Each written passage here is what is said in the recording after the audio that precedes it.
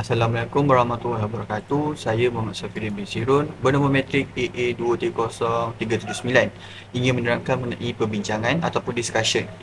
Satu wacana mengenai reka bentuk jabatan latex yang terdiri daripada pelbagai aspek, yang terdiri daripada satu, memeriksa faedah dan halangan.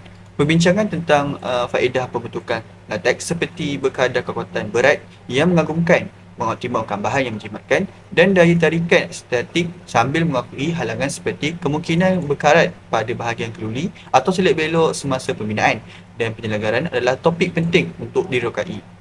Nombor 2, evolusi dan kepentingan dalam sejarah. Menekankan pembangunan struktur latex dalam kejuruteraan jabatan bermula dari eksperimen awal hingga pembangunan masa kini. Penganalisis contoh jabatan latex yang menonjolkan dan mengagumkannya terhadap kejuruteraan awam sebagai satu disiplin. Nombor 3, inovatif bahan.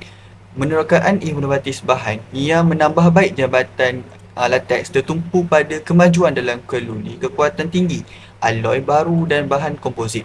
Objektifnya adalah untuk meningkatkan prestasi dan jangka hayat yang mengagumkan sumber-sumber inovatif ini. Nombor 4, analisis dan pengiraan struktur.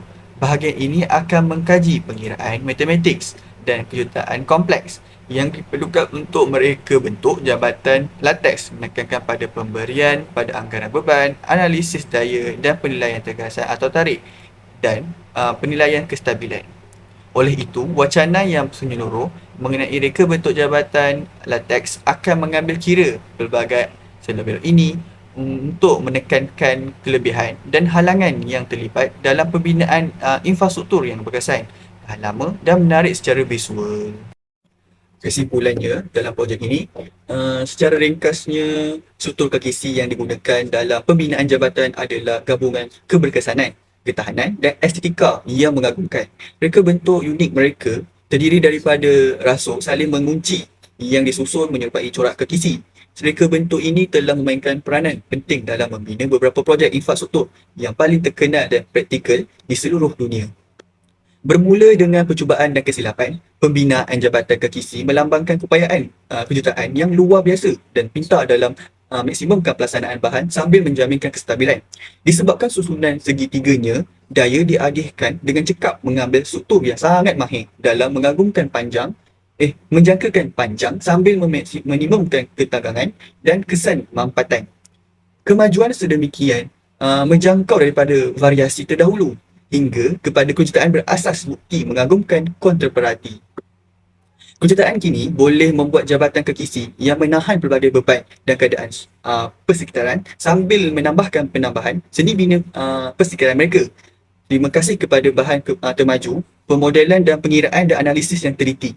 Namun begitu, keperluan untuk inovatif seterusnya dan pematuhan kepada peraturan keselamatan diselahkan oleh halangan seperti kakisan, pembangunan rumit dan pelanggaran yang konsisten. Dalam menjangkakan pada masa yang akan datang, kemajuan dalam sains bahan, alat pengiraan dan prinsip bentuk yang mampan akan memainkan peranan penting dalam merevolusikan jabatan latex pada masa akan datang. Kejayaan ini bertujuan untuk sahaja meningkatkan keberkesanan struktur, tetapi juga memainkan isu alam sekitar, memampukan berkaitan dan memacukan keadaan kejuruteraan awam. Oleh itu, reka bentuk jabatan latex adalah gabungan lancar kecemerlangan kejuruteraan, matematik yang tepat dan daya tarikan visual. Kesan terhadap infrastruktur tidak dapat dinafikan telah meningkatkan kesan yang berkekalan sambil menjadi bukti kepada kreativiti dan maju yang dicapai oleh manusia sepanjang masa.